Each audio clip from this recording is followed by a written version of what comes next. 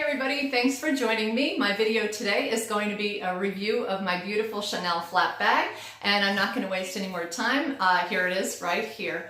If you know anything at all about Chanel handbags, you probably recognize this one as a vintage handbag, and one of the dead giveaways, of course, is the color of the hardware. So this particular bag, being older than 2004 actually, does have the 24 karat gold plating on the hardware here, which gives it a very rich, very yellow color that is quite distinct compared to other handbags. Now, I do have a 14 karat gold bracelet on right here, and you can see hopefully in the camera that this bracelet, while a standard gold color, is not nearly as yellow as the hardware is. The hardware has this very, very rich color because it is 24 karat gold plated, and 24 karat is pure gold. So that is a distinctive feature of this bag. Okay, so some details about the bag. It is a jumbo size, and this one is about 12 inches wide by about 8 inches high. It does have the double chain, or the chain with the double grommets here, and it is a single flap bag. So for those of you who know about Chanel, you probably know that there are single flaps and double flaps. This particular bag is a single flap bag, meaning that there is just one flap here inside. The double flap, of course, would have yet again another flap inside here, and those are called the classic flap bags. This is not considered a classic flap bag, but the advantages of having the double flap, a lot of people feel that it keeps its shape better because it tends to get a little bit pointy at the top if it doesn't have the double flap to keep that shape. And as you can see, as I turn it sideways, it has gotten a little bit pointier at the top. This doesn't bother me. I kind of like having the single flap. I feel like it's very easy to get it in and out of. So some of the features of the bag, of course, is the interlocking C's here. They are quite large in this bag, and it does have the little turn lock, so you just open it up that way. And inside here you can see it has the classic burgundy lining. On the back of the bag you have your Chanel with the registered trademark, and then in the front of the bag you can see that this says, hopefully you can see, it says made in France right there. The lining itself is leather, and it does pull out. If you wanted to pull it out, you could, because it's not like stitched down to the bag if you wanted to clean it or something. I personally don't like to do that because I feel like I'm messing up the leather a little bit, and I like to keep it nice and neat and orderly. Inside the bag you have two pocket options. There is a zipper pocket right here that goes almost the entire length of the bag, so it's probably about an 11-inch pocket. And this pocket, the zipper pocket, is lined with some fabric. It's pretty roomy in there, and the fabric is secure, so it's not going to pull out as you're trying to pull things out of it. And then in front of that pocket there's also another little envelope pocket where you just slide your hand in there. Now, as far as these pockets go, they are very handy. However, I like to try to keep anything bulky or thick out of those pockets. I'm just a little bit afraid that it might bend the leather or dent the leather in some way. So I tend to just throw my items inside. But the bag is pretty roomy, and it has just one big open space right here, as you can see. So it's a good sized bag, and for me, I like a big open space in my bags, and it works pretty well. As far as any other pockets go, there is one in the back, and this one again is just one that you can just slide your hand in. Now it's nice and loose actually, and you could fit something maybe a little bit thicker in there. Sometimes I like to put in my cell phone, although I don't keep it in there too often because, again, I'm afraid that if it's pressing against the cell phone, it's going to get that little outline, which I really want to avoid. I want to try to keep this bag in as good a condition as I possibly can. But you can see the beautiful stitching. We have the diamond stitching here, the diamond quilting, and everything lines up perfectly. It's beautifully made. The bottom of the bag has one seam in the middle. It is also quilted in the diagonal. So are the sides of the bag. They do tend to pleat in or bend in just a little bit here. And then, of course, the stitching goes all the way on the flap as well. The inside of the bag has black leather here at the top of the flap, and then, as I mentioned, the burgundy leather inside. So let's talk about the strap. The actual strap goes pretty long. You can see this, if I pull it just single like this, it is about a 2-foot drop, so about 24 inches, which would make it a really nice shoulder bag if you want to do a long shoulder bag. If you're taller and you need a little bit extra room, this would work for you. Or you can also do this bag crossbody like this, and it's works pretty well. The length does anyway for crossbody. That is not my preferred way of wearing the bag.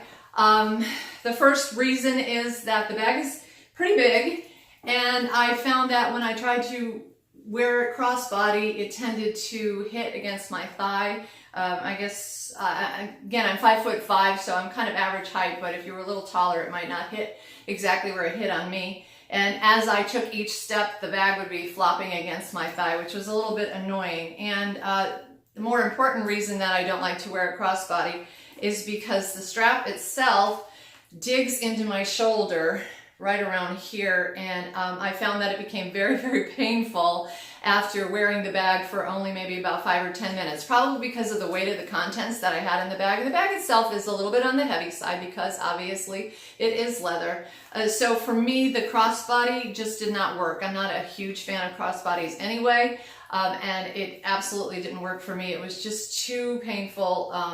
Again, I guess I have bony shoulders or something, but it hit a bone right here, and after a couple minutes I just couldn't do it with it anymore. So what I usually do with my straps is double them up like this.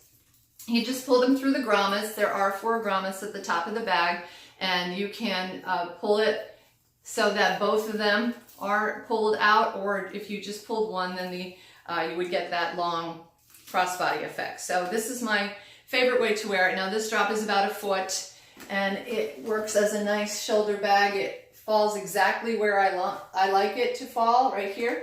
My hand is right at the flap, and I can easily access anything I want to inside there. So for me, I find that this works for me the best.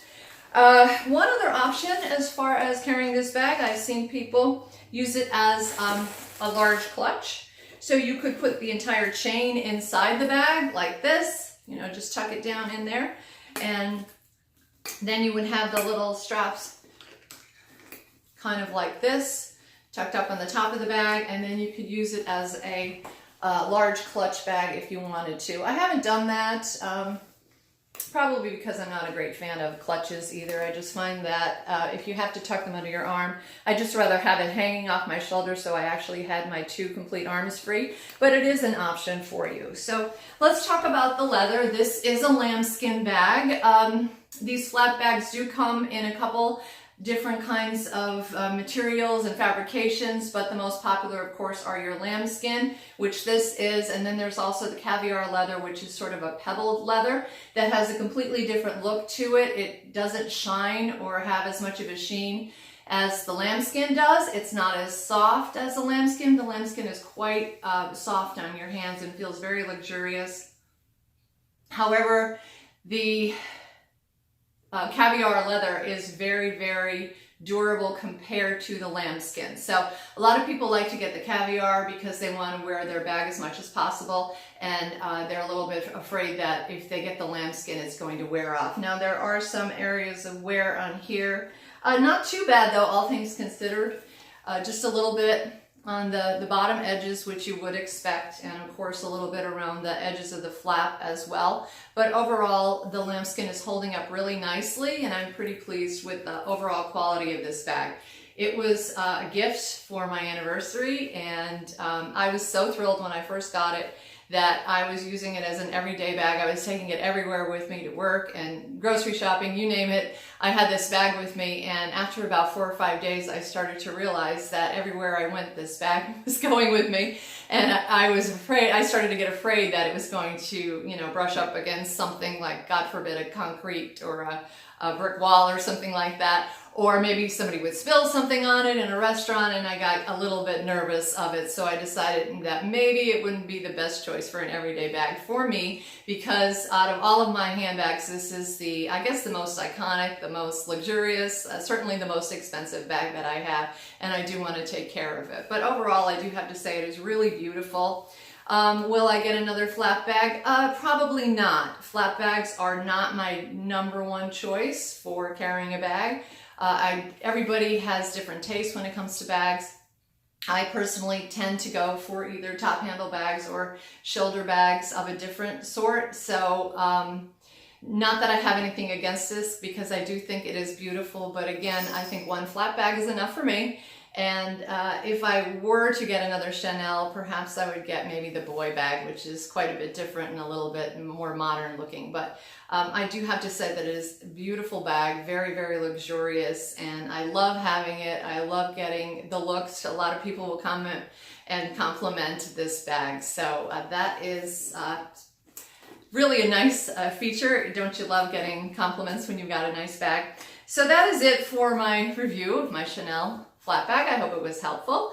And if it was, certainly let me know in the comments section below. And thank you again, as always, for watching. I do appreciate everybody who has subscribed. And if you haven't subscribed yet, and if you'd like to see more videos about luxury items and handbags, then you can just hit that subscribe button on the bottom there.